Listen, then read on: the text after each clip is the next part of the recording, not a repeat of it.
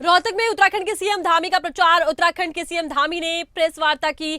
PM Modi के 10 सालों में विकास के कार्यों को लेकर बातचीत की। कहा, भारत में G20 का सफल आयोजन हुआ।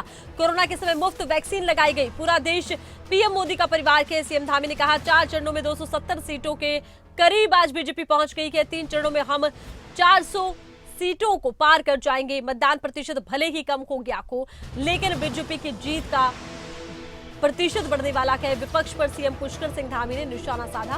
केजरीवाल को लेकर कहा कि अंतरिम जमानत पर बाहर आए हैं, केजरीवाल फिर जेल जाएंगे।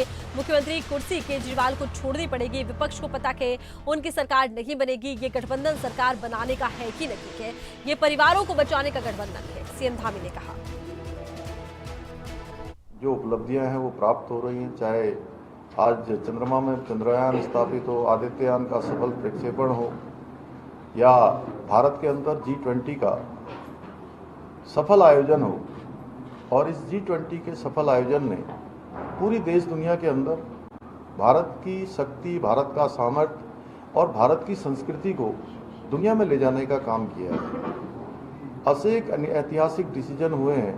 कोरोना महामारी में दुनिया के बड़े बड़े देश अव्यवस्थित हो गए, उनकी अर्थव्यवस्थाएं पूरी तरह से चरमरा गई और अपने जो सामान्य कामकाज हैं वह भी उन देशों के प्रभावित हो गए जो देशों की अच्छी अर्थव्यवस्था मानी जाती थी। चूँकि मैं ये बात आप सबको इसलिए कह रहा हूँ कि G20 के 3 आयोजन देवभूमि उत्तराखंड में भी हुए, और जो पहला आयोजन था रामनगर में हुआ था, जिम कॉर्बेट जहाँ पर है, और वहाँ जब मैं उनके प्रतिनिधियों से एक रात्रि भोज हम लोगों की तरफ से वहाँ आयोजित था, मैंने जब उनसे पूछा कि इसमें कितने देशों के लोग आए हैं, तो उन्होंने कहा कि 3 देशों के लोग नहीं पहुँच पाए, उसमें से एक अर्जेंटीना जैसा देश भी था।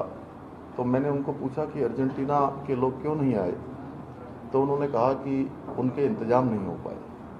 तो आप अंदाज़ा लगा सकते हैं कि ऐसे समय में जब दुनिया पूरी तरह से अव्यवस्थित हो गई, उस समय में भी हमारे देश की अर्थव्यवस्था 11वें नंबर की अर्थव्यवस्था से 5वें नंबर की अर्थव्यवस्था हो गई।